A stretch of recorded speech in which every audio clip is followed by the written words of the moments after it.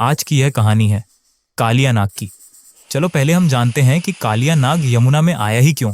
बात यह है कि कालिया नाग पहले रमणक द्वीप में रहता था। कालिया के अंदर एक बड़ी कमी थी, अहंकार।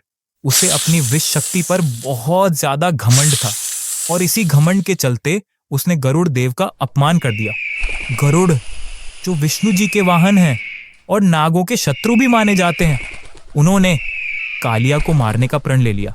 इसके बाद कालिया गरुड़ से बचने के लिए इधर उधर छुपने लगा। तभी उसे एक बात पता चली, गरुड़ पर एक श्राप था कि वह यमुना में प्रवेश नहीं कर सकता। और बस इसी बात का फायदा उठाकर कालिया नाग यमुना में आकर छुप गया। उसे लगा कि यहाँ वह सुरक्षित रहेगा। एक दिन क्या होता है, राधा यमुना नदी के किनारे से गुजर रही थी।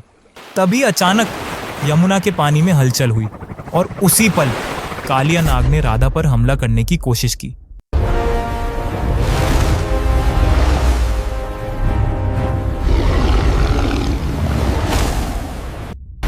जिससे राधा बहुत डर गई।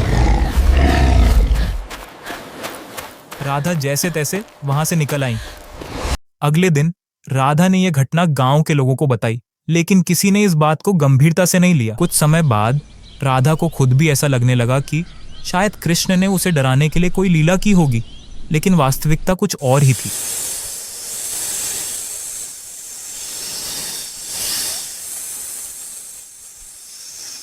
वृंदावन के बाकी बच्चे सब यमुना नदी के किनारे खेल रहे थे। तभी खेलते खेलते उनकी गेंद यमुना के पानी में जा गिरती है, उस जगह जहां पानी गहरा था और जहां जाने से सब डरते थे।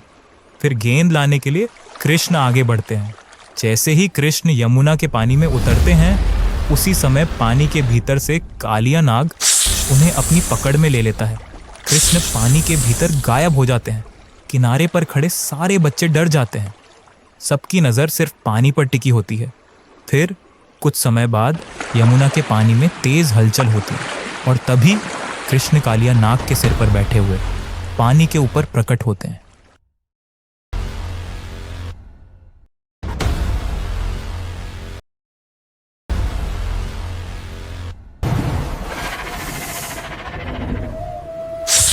यह देखकर वहां मौजूद सभी लोग चकित रह जाते हैं। कृष्ण कालिया नाग के ऊपर नृत्य कर रहे होते हैं और हर एक कदम के साथ कालिया का घमंड टूटने लगता है। कृष्ण के चरणों के नीचे कालिया नाग तड़पने लगता है। हर एक कदम के साथ उसकी विष शक्ति धीरे धीरे कमजोर पड़ने लगती है। यमुना का जल अब शांत होने लगता है। पुराणों के अनुसार कृष्ण के नृत्य के दौरान उनके चरणों के पवित्र चिन्ह कालिया नाग के सिरों पर अंकित हो गए।